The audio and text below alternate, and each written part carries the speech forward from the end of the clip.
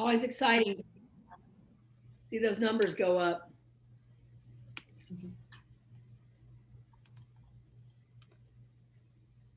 Hello, everyone. Thank you so much for joining us tonight. We'll be getting started in just a moment.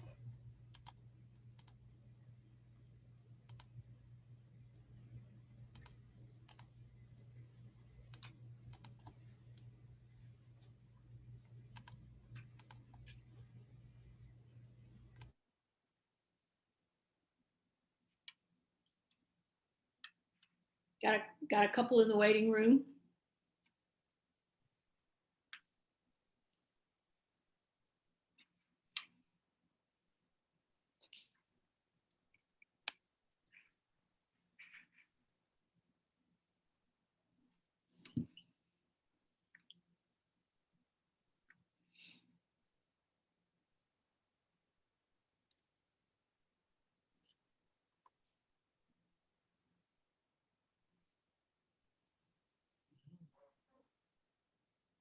Great.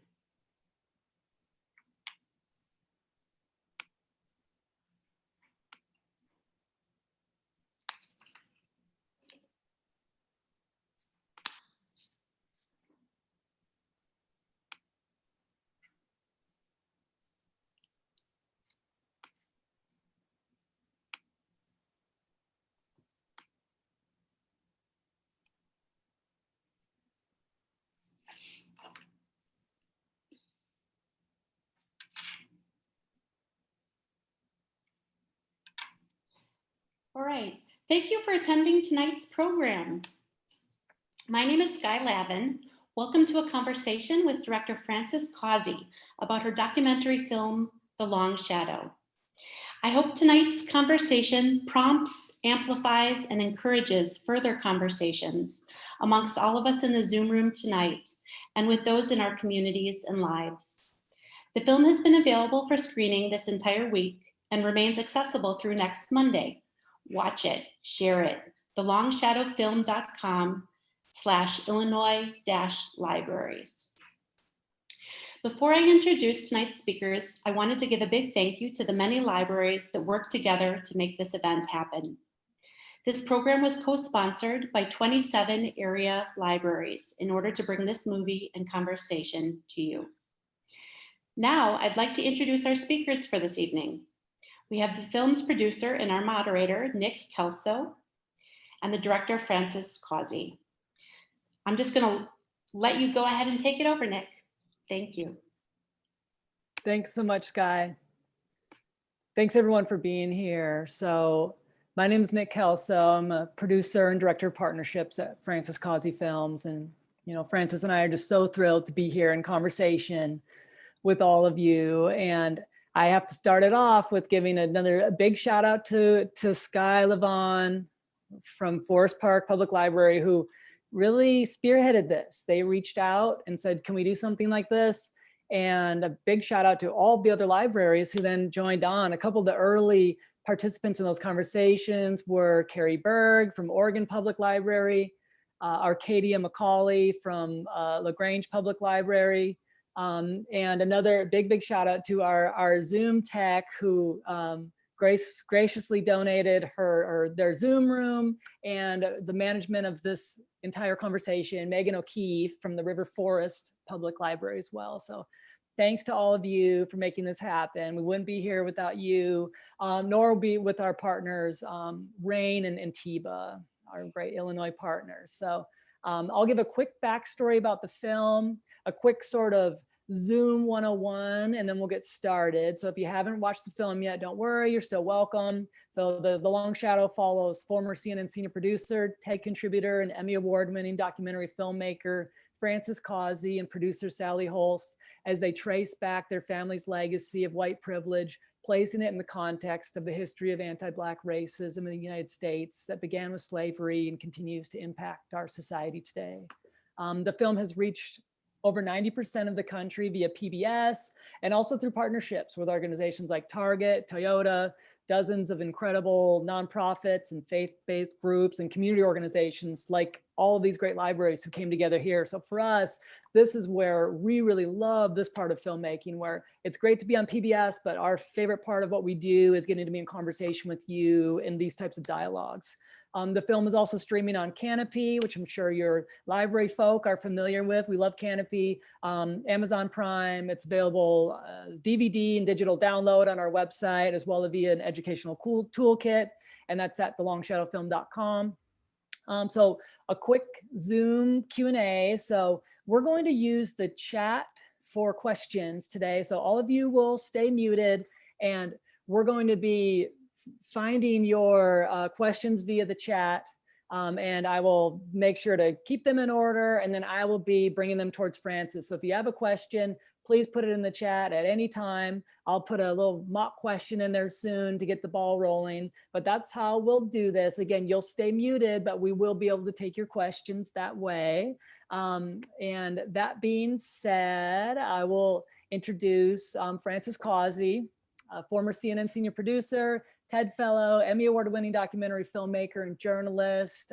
She's the director of many projects, including A Long Shadow, Is Your Story Making You Sick, and the New York Times critics picked Heist. So welcome, Frances. Thank you. Thank you, Nick. I thank you so much to Sky, all the librarians. We love libraries. And there's such a focal point in the community and a place where change can happen. And thank you, Megan. Just thank you to everybody who was involved. We are very, very honored to be here. We look forward to all of our Zooms, but we've really been looking forward to this one. And we're at a critical juncture with DEI and racial equity, because what we are beginning to see is what I outlined in my film, right? So we're beginning to see, unfortunately, I mean, Mr. Floyd had to give his life, but the change, there was a lot of immediate change that started to happen. And we kind of have short memories and short attention spans in our country. And so what we're starting to see is people getting, when I speak, I think I'm speaking in terms of national trends and national priorities. And we have got to keep the kind of the pressure on, because we're beginning to people possibly losing patience. And it took us over 400 years to get here. And so it's going to take a little time. So we'll be talking about specific things you can do. But we're at a critical juncture, I think, because we are seeing what I say in the film is this kind of white pushback to a lot of changes, positive changes that are happening for African Americans and African American communities. And which is why it's so important to connect the dots of the chain, of the things that happened even in the beginning of our country, and still some of the same attitudes and actions are taking place. And one of the main issues is lack of understanding, lack of connecting the dots of really what happened to Africans in our country and later African Americans. And it's a really hard thing to believe that, that this happened in our country. Less difficult for African Americans to believe, but a heavy lift sometimes to white folks like myself and others, because we've kind of been marinated in our privilege for many, many generations. And so I hope you'll ask really, really tough questions. If you don't want to put your name to them, please ask them anonymously. The time is now to really push for more change. And chances are I've heard your question before, so you won't stump me, but I'm okay if you try and stump me. Thanks, Frances. And yeah, I did want to reiterate that if you'd like to ask an anonymous question, which someone already has, thank you, you can use the chat feature. And when you go over to the chat and it says to, it defaults to everyone. You can click on that and chat just to me, Nick Kelso. I'll receive your question and no one else will see it. We'll ask it anonymously. So please do that. And also this Zoom is being transcribed live. So if you'd like to see a visual transcription of what's happening, click on the live transcript on the bottom of your screen, and that will pop up. And you can also hide that too. Let's jump right in, Frances. We do have a good question that came in anonymously. So they write, how do you feel about and deal with government people like Rick DeSantis, who has pretty much banned your film from college campuses in Florida? Right, great question. So there's a real backstory, political backstory, and I talk a little bit about this in The Long Shadow, and I always try to make my films apolitical, right? But given the current, because I don't want to alienate fully one half of the country, so I really try to be pragmatic, stick to the facts, connect the dots, and have someone kind of come to a conclusion that they maybe wouldn't have because they have new information, right? And so, I mean, you have politicians, you have politics, unfortunately, falling along these ideological, really party lines, because there's billions and billions of dollars in the political system, right? And it's all geared towards this very, black and white, sorry for the pun, but this kind of, you're either this way or that way. And I don't really think, I mean, we may be forced to kind of vote that way because we don't have any other choices. I mean, there are some other choices, but in the end, I don't think that's truly Americans' sweet spot. I honestly think there's, so people like Rick DeSantis are products of that system, right? And his party, I think, is doing now what the Democratic Party did with the Southern strategy. If you'll recall, I mean, politics, it's as old as dirt that politicians try to kind of divide and conquer, and they try, so they have a base. They have fully, I think in DeSantis's case, he's probably got fully 20, 25, 30% of Florida, maybe a little bit more, that if he tosses out this red meat, then he's gonna stand a better chance of getting reelected. The problem comes when you realize that 20 to 30%, or even 20 to 30% of Americans, or maybe a little bit more, who are, they say they're not racist, but maybe they really haven't looked at the privilege that their skin color has afforded them in this country, white Americans. And so a guy like DeSantis, right, is really trying to find scapegoats. It's a dirty kind of underbelly of our political system, right? And he's trying to appeal to their worst instincts. And I think his base is worst instincts, right? Which is xenophobia and racism and, the kind of stuff that took place on January 6th, right? So unfortunately, the margins are so, the choices, it's either or a lot of times. And that's who Florida elected. Now, what I'm trying to do is reach those folks who voted for Rick DeSantis and others like him who want to restrict voting, that have policies that disproportionately impact people of color and disproportionately impact people, working people, and in a lot of ways. And that's one of the reasons that I think Donald Trump was successful, in that he had the old stuff, but he also really was able to tap into the working class sense of insecurity, right? And so I encourage you. I made a film called Heist, Who Stole the American Dream, that talks about our political system and the co-opting of the media. Media became less a public service, more about profits, and corporate-owned journalism, which really explains the delivery of the news the way we get it, right?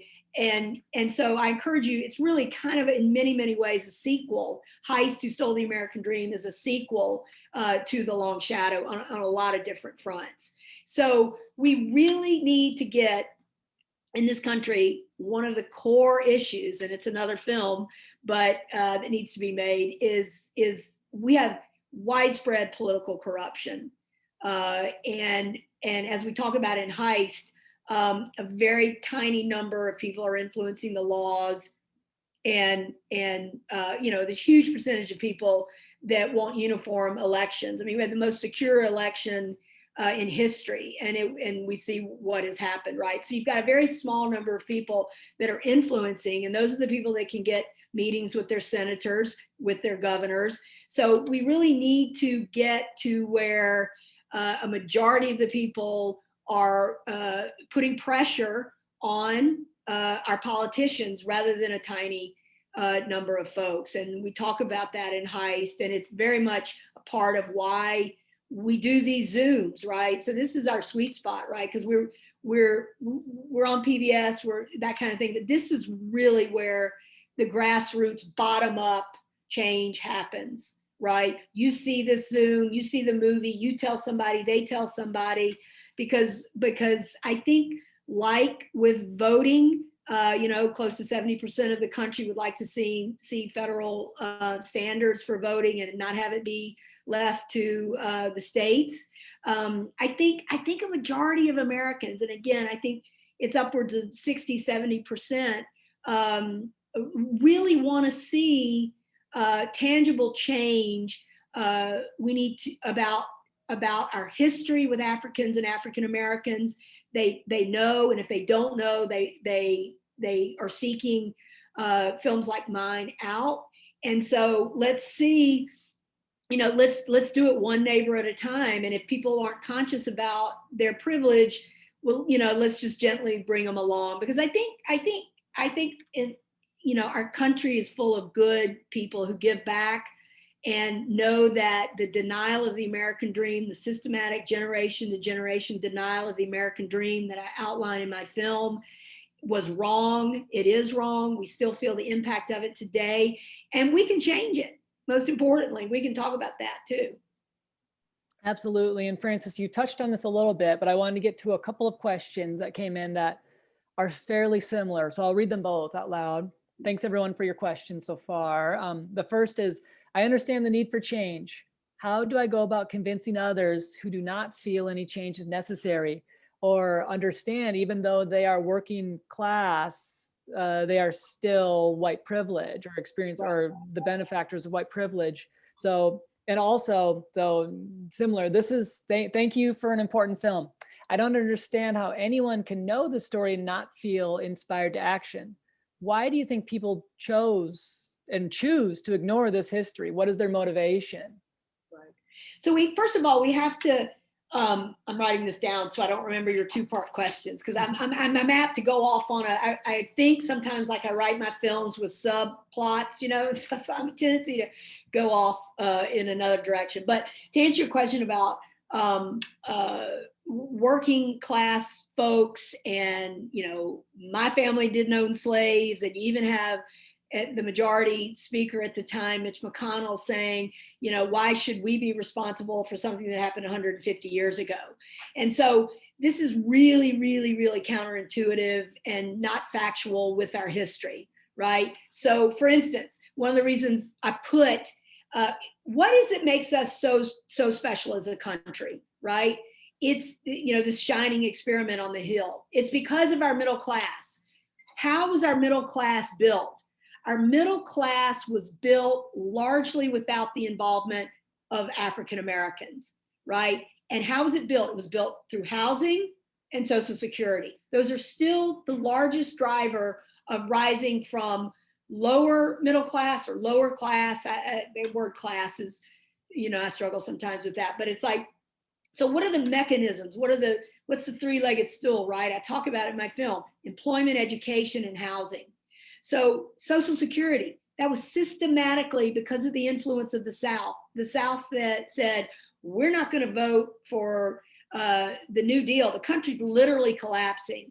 And the South says, we're not going to vote for the New Deal, which would save the country. And some people may argue that, and I could argue that too. But so Social Security and housing. Those things were not largely widespread available to the late 50s and 60s to African Americans, right? My family benefited from housing over the years. By the time the Housing Act comes along in 1968, African Americans, they couldn't buy houses in Levittown, right? Redlining. I mean, it seems so obvious to me as the nose on your face that this pocket of wealth was systematically denied. So you get to the point where you have no generational wealth transfer.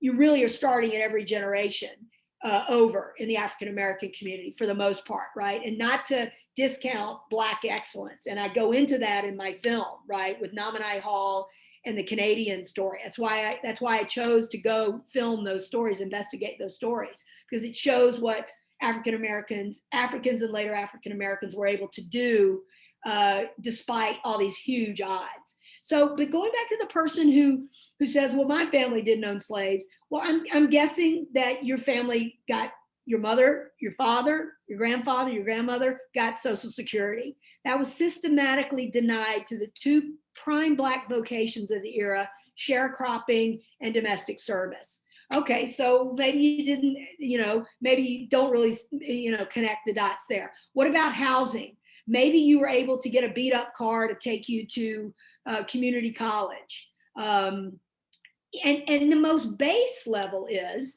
compare yourself to an African-American mother who worries to death as her son tries to go out with his friends on a Friday night.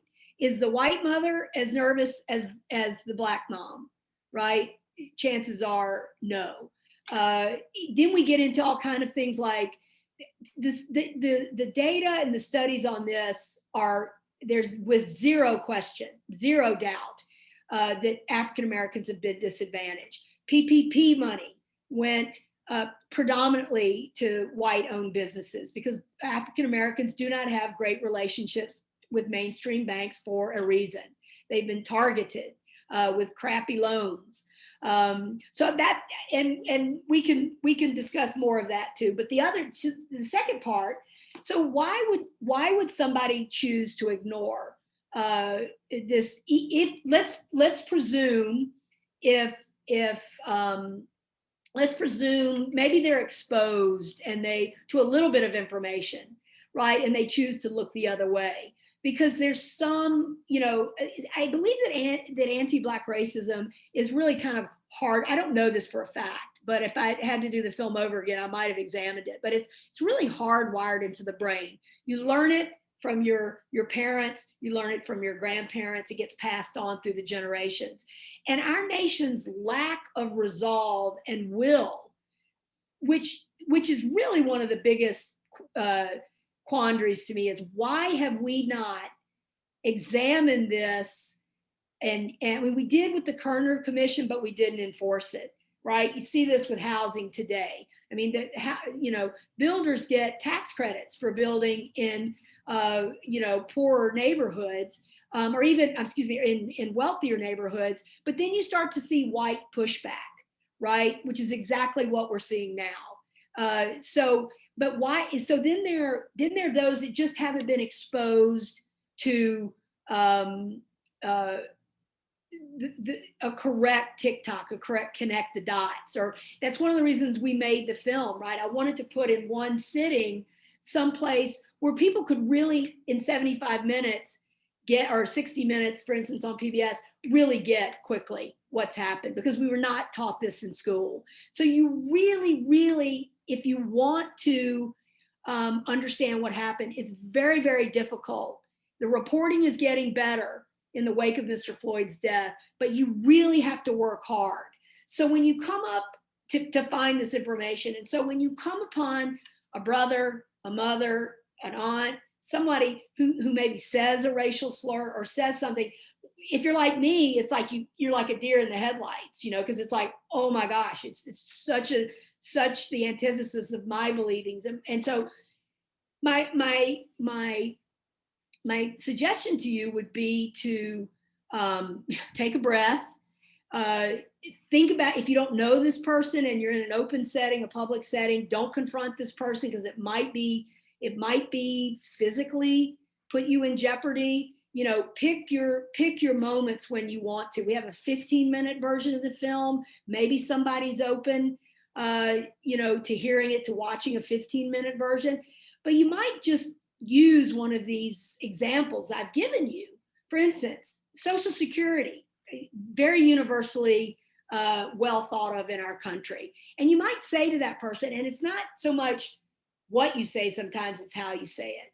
So, you know, just say, you know, you might want to stop for a moment and understand that this didn't happen for African Americans. This didn't happen for African Americans. And so you have a tsunami of poverty issues that continually from one generation afflict the African American community. And those problems are very easy to spot. They should be very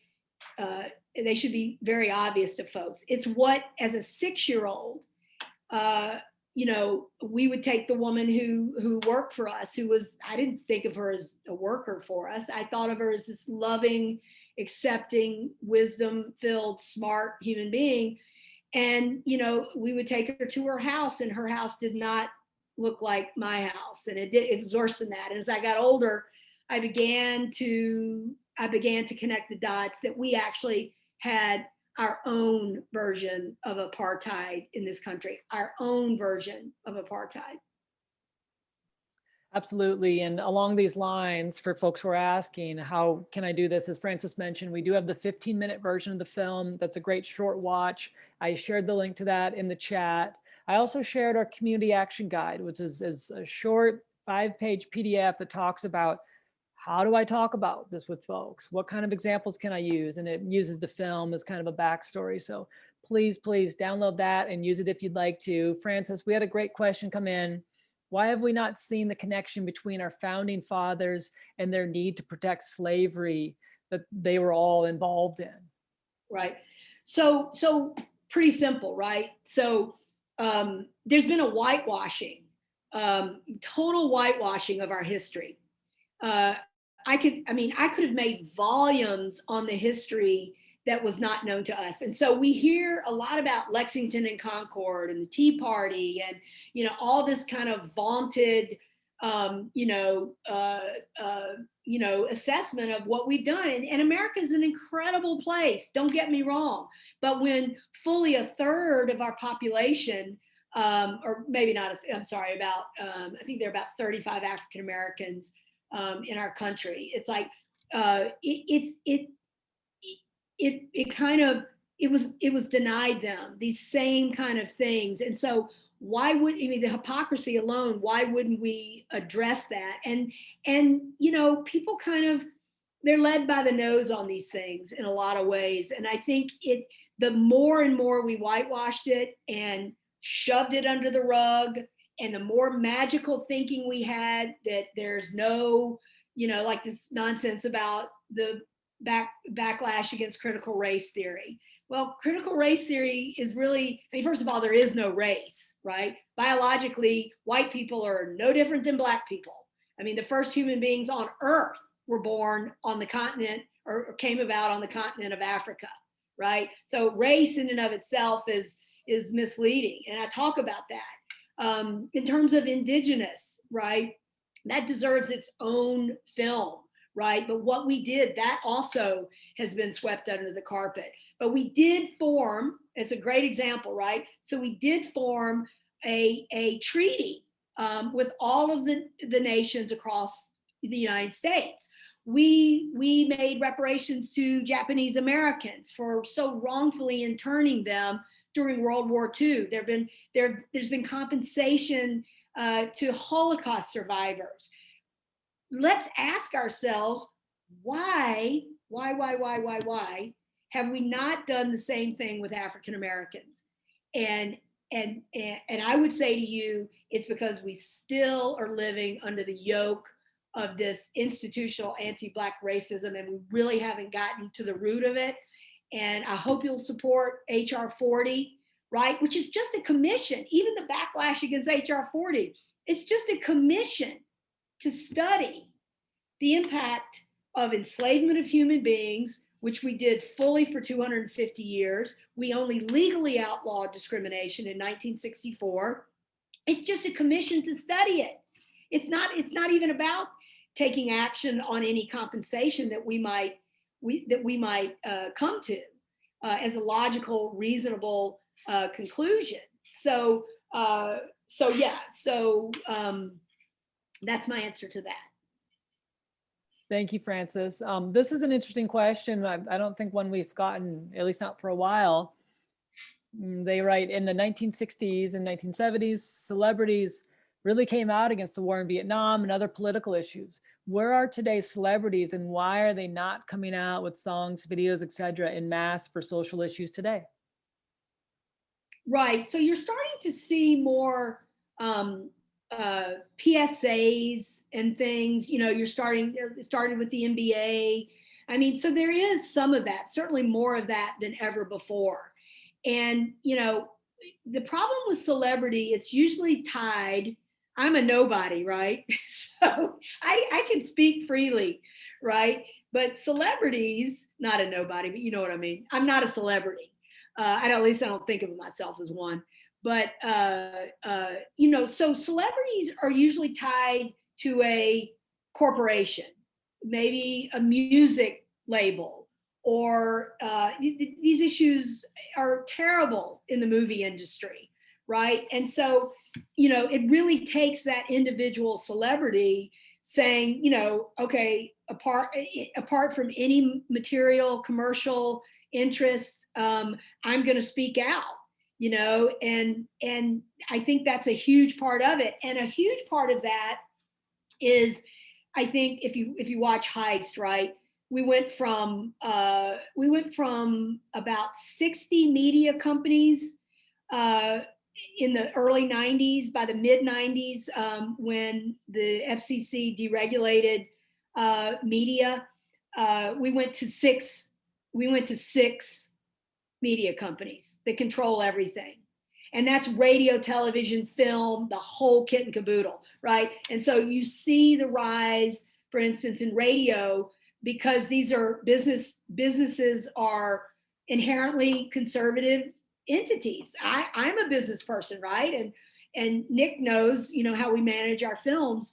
We have to be very careful about where we spend money, and I understand that.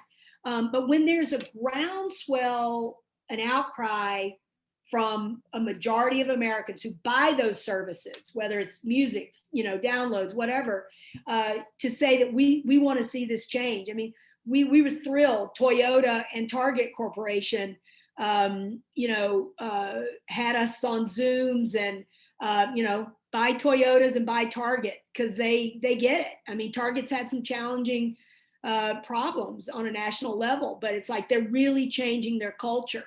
Right. So I think it's not as, I mean, they need permission. They need to have clout. I think if you're a big star, you can come out and say these things, but that would be my kind of educated guess about that. Sure. And there are a lot of younger artists who are taking that leap too, right? And as Frances said, is that leap against the record label or what folks might want them to do. So absolutely. So this is an interesting question that was emailed to us before the conversation. I hope this person is here. And Frances, this I'm absolutely sure is the first time we've gotten this question. It's about the white male. They ask, what I find amazing is the brutality and viciousness of the white male. They say it's beyond comprehension. And they ask, how can this and why and how was this concealed? They even ask, what is the psychological premise of this behavior of protecting, I guess, the white male identity for so many years? Right. Well, okay, so I think it's there's sexism.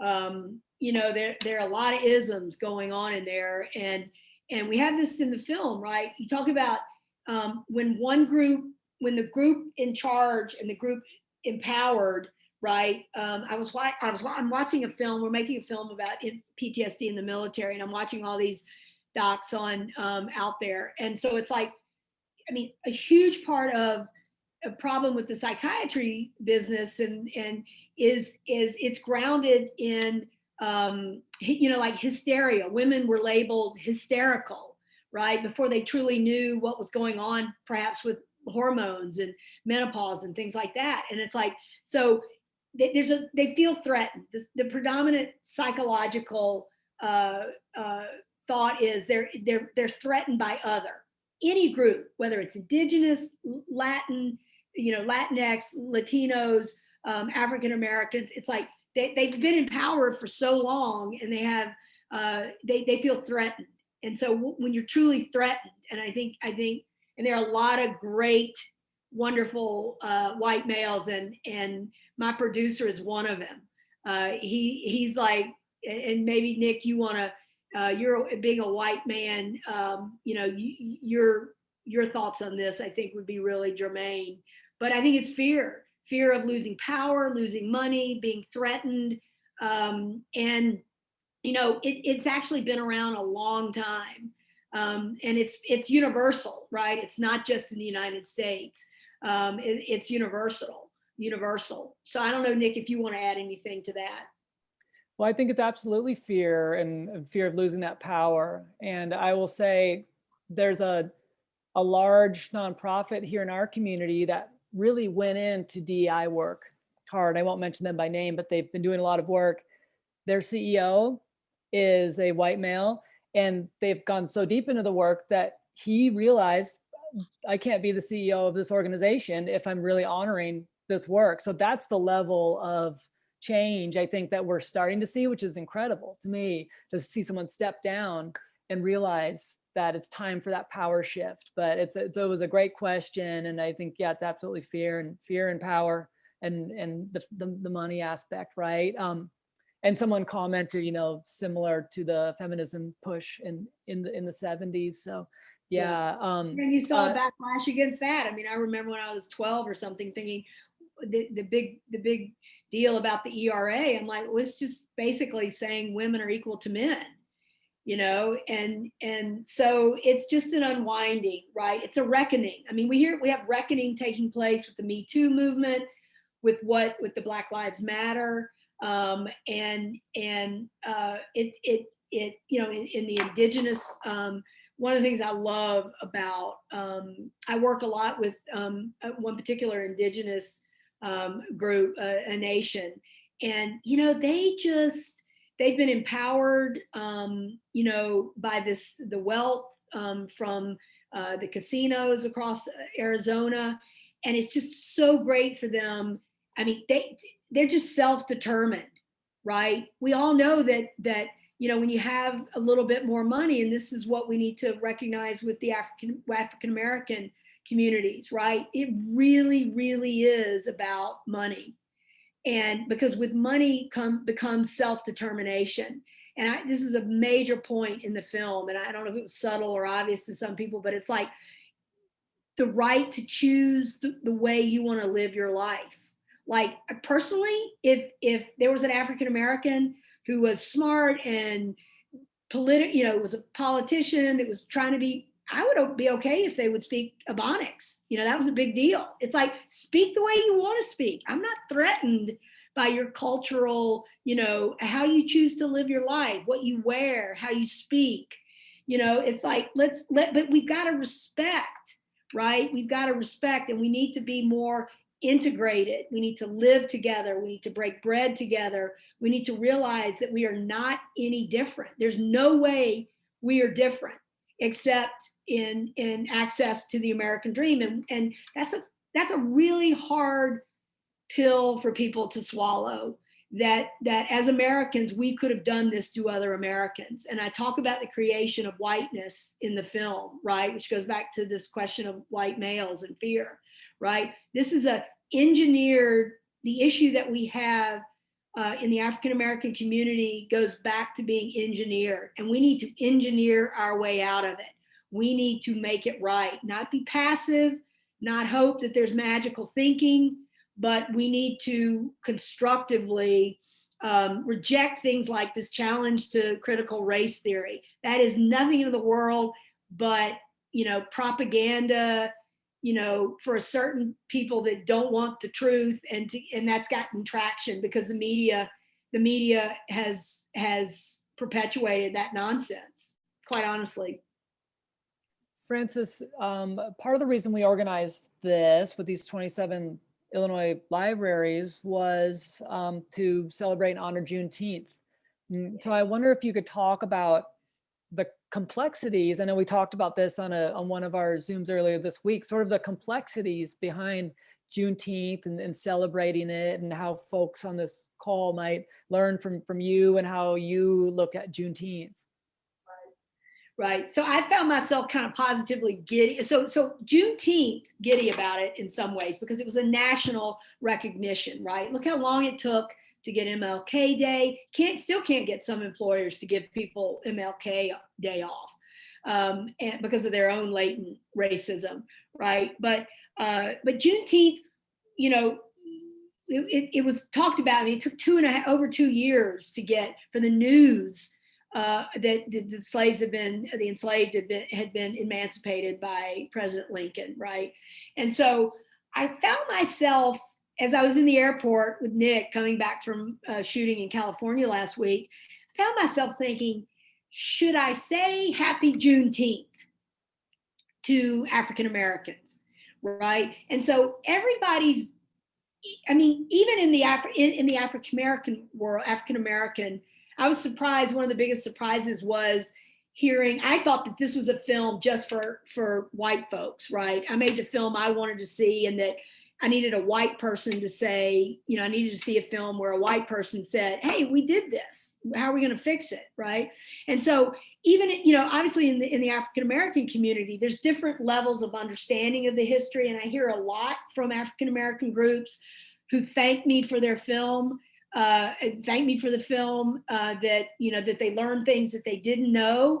And so there is that problem also in the African American community. And so I didn't quite know how people would take it. Like, why would we celebrate the end of slavery? It's such a loaded issue for everyone, right? And so I wanted to recognize that I wanted to say, when I said Happy Juneteenth, also Happy Black Excellence, and make sure that that they knew I wasn't defining them because their skin was black. I was somehow defining them through this, acknowledging this holiday.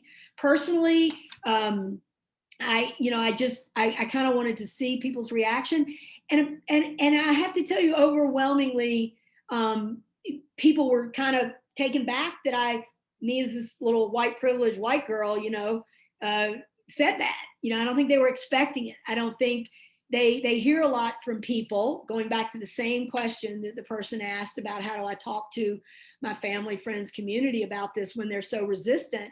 It's like, I think they were shocked, and I've done this other times when I've seen it in terms of what we can do to support. The way I see it is we're white-led allies to a Black-led movement.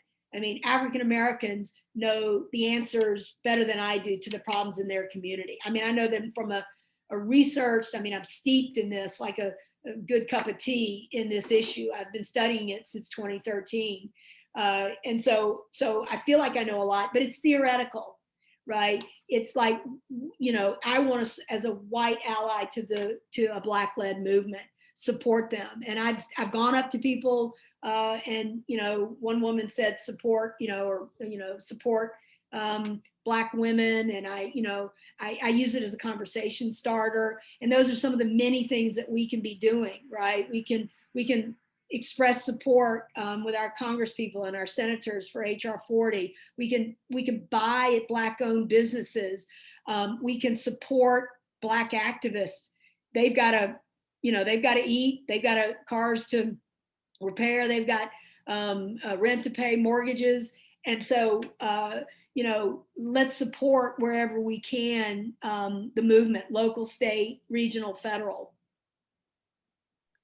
And Frances, yeah, we've got a couple great questions coming in the chat. One being, what sort of change have you seen or are we looking forward to in the wake of George Floyd's murder more than a year ago?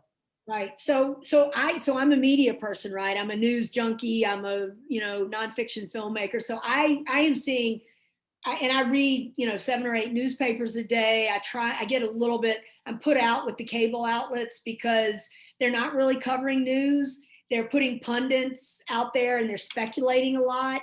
And they're not really out in the middle of the country understanding the disenfranchisement that white folks feel. They're disconnected from the political discourse because nobody's really understanding what's happening to working people and what a struggle it is to feed your family and keep a job and have health care and all those things. So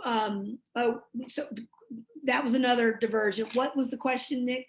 Sure, sort of what sort of changes we've seen. Yeah. So I see huge changes in the reporting, right? In print, radio, television, news. I do a lot of nonprofit sources of journalism that I support. I support you really reaching out to outlets like ProPublica, right, and other nonprofit. It's not corporate owned news. And so I see a lot more reporting that in previous years I've seen go away, and I've seen there continue to be reporting. We've seen billions of dollars that have been directed to the African American community. We've seen, when you see corporations start having scholarship programs, for instance, Goldman Sachs, Citicorp, they're having mentoring programs to make sure that they have equity and diversity and inclusion in their workforce. So you see, and some of those might be like, oh, if they're not successful, then maybe they'll stop, and that's happened before too.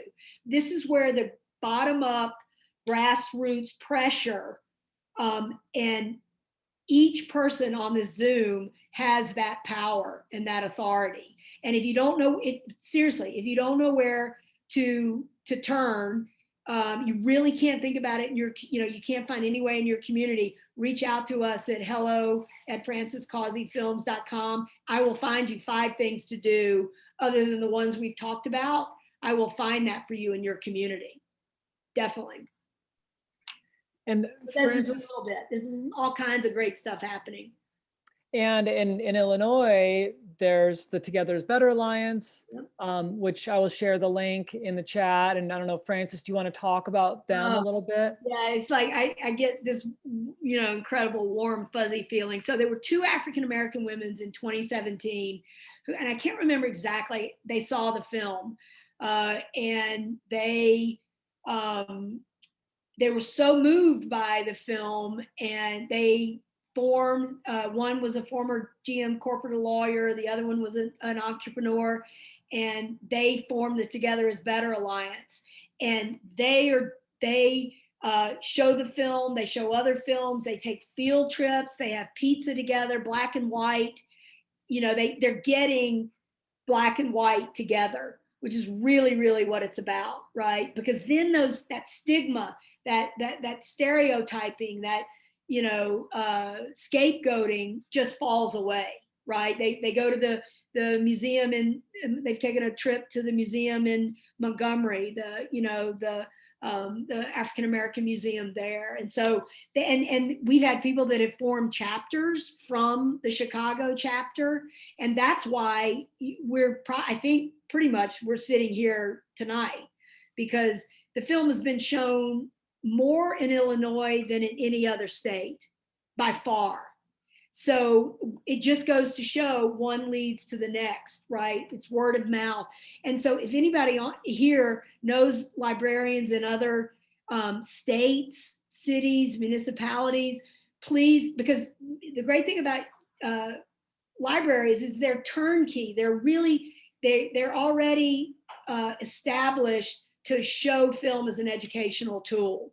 So it's, that virality. I mean, we have over 50 some people, on this call, which is a really, really good turnout. So give yourself credit. Absolutely. And we saw this coming through our alerts. This was written up in multiple local newspapers. So, I mean, libraries are such a centerpiece. I know they are for me in my life and for Frances. And so it's just an additional honor to do this with everyone here. One thing you can do is there's a woman who, I think I mentioned this earlier, but maybe I didn't.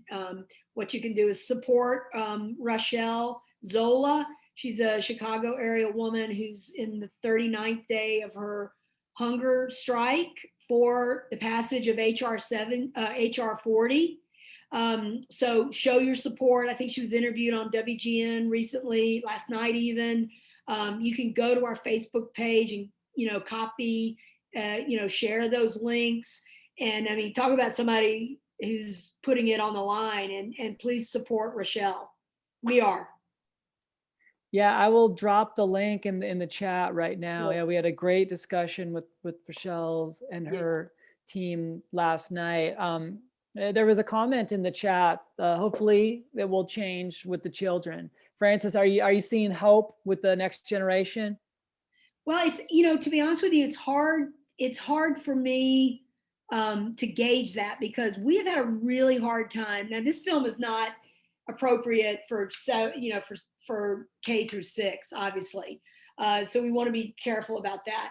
But we have been trying to get the film in school systems, and like the medical profession, do no harm. I mean, they're very conservative. They're zealously guarding, what kids get seen. And so we've tried to make the film available to school systems, and it's just gone. You can start to get this diversity of voice, and then they shut us down. But the problem is, the school books they're reading, a large percentage of them are coming out of Texas, and they are recasting. They're doing just very, very racist things, like recasting slavery as a states' rights issue, and that is just wrong. And I haven't really looked at why so many of the school textbooks come out of. It seems like there's a monopoly in Texas on curriculum and the school books and all that. That's crazy. How can we make that a more open and inclusive process? But we've had a really hard time getting the film 7th through 12. We've had a really hard time getting the film seen. We would give it. We would give it to whatever school system wanted it. And we've had quite a difficult time with colleges too. Where we have not had problems is with libraries. Canopy is one of our biggest distribution platforms, and you all know Canopy, right? And so hopefully there's some trickle down going on. There are parents that are very active in PTA that could really make a big difference. And if your child comes home, look at what they're reading. What's their textbook saying? And then go to the PTA, go to the superintendent of the school system and say, this is wrong. This is factually inaccurate. Yeah, we've heard some amazing stories of that happening on these Zooms, definitely. And Frances, this kind of leans into what we were talking about, of how the film is being used in other ways than just being shown theatrically, or even in partnerships with nonprofits. More, are you aware of any communities where there has been success engaging small and medium businesses in the fight for fairness through the film? That's a great question. I think, in terms of businesses, I know what we're doing, and I can cite other examples where that's happening. Like in Oregon, there was a white pushback to making PPP available to predominantly African-American business owners. There was a countersuit to that. I don't know. I mean, I know Amania is a business person, the Together is Better Alliance, but in terms of specifically businesses, we're focused, I'm doing Zooms on a, in other states and on a national level. And but I'm sure there are. I mean, I know that we got the idea of helping to fund activists, through the Black Lives Matter. I mean, so I would look to them and other activist groups, Surge, showing up for racial justice. They have a very, very robust support of local Black businesses. So they're doing phenomenal work. I can't cite specific examples other than our own personal outreach. Sure, and we've seen sort of change happen with the film. For instance, when we shared the film with the Toyota Chicago region, we did one of these Zooms. They said, we want to do another one. We did another one. Then they said, we want to do a 2-hour, and we want to invite more of our partners. So they really made it a cornerstone of. And so is Target, Mm-hmm. So that's where the film, I mean, obviously there's a Target store in every city. There's a Toyota dealership in every, so if you choose to, trade with those places, tell them you saw the film, and the filmmaker said that, she did a national Zoom, with those two corporations. And so we just have about 3 or 4 minutes left. Frances, what do you want to leave everyone here with tonight? How can folks, we've talked about using our community action guide. I can share that again in our 15-minute version of the film. Is there anything we haven't discussed that you want to leave folks with as we close? Well, don't throw your hands up, right? I mean, if you're on this Zoom, you obviously have an interest. To what degree you're committed, I don't know. But don't throw your hands up and say, oh, this problem is so big, there's nothing I can do to really make a difference. That is demonstrably false. You can make a difference right after you get off the Zoom call. You can call your representative, you can call your senator, you can give your support to HR 40. There, in your heart of hearts that and in your mind that there are many, many things you can do. So try not to kind of get so frustrated and you read something and it triggers you and you throw up your hands, and just do what you can. Just do what you can, and you will begin and tune into also. When you read, I call it reading in, so I read in every morning, multiple newspapers, and you're not going to do it to that degree, but be looking for change in action, because it's happening. It's happening. The evolution of this Zoom that we do, Nick, when you agree, has really changed demonstrably in the wake of Mr. Floyd's death. So change is happening. If it's not happening in your life, don't throw your hands up, and also understand that you need to find change where it's happening and look for it and be encouraged by that. Because this is not, I do believe, and I hope I don't live to eat these words, but there's no going back. So even if it's just at a spiritual, mental, emotional level, accepting that this is here to stay. And I've spent 8 years working on this movie, making it, releasing it, talking about it, making media appearances about it. And I'm telling you, it's not going away. We have seen demonstrable, actionable change happen in our country. And there's plenty you can do to make sure that continues.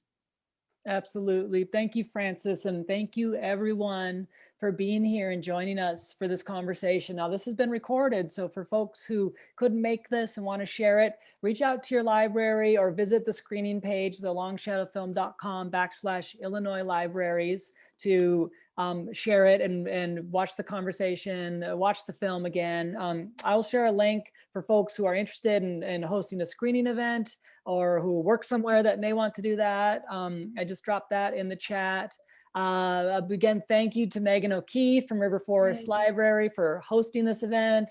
Thank you, Arcadia McCauley, Carrie Berg, and Sky Levon for being sort of the early adopters in conversation of making this happen. Thanks to you and everyone here. Hundreds of people watched the film. And we're so grateful for that. And thank you everyone for being here. Again, my name is Nick Kelso. I'm producer and director of partnerships at Frances Causey Films.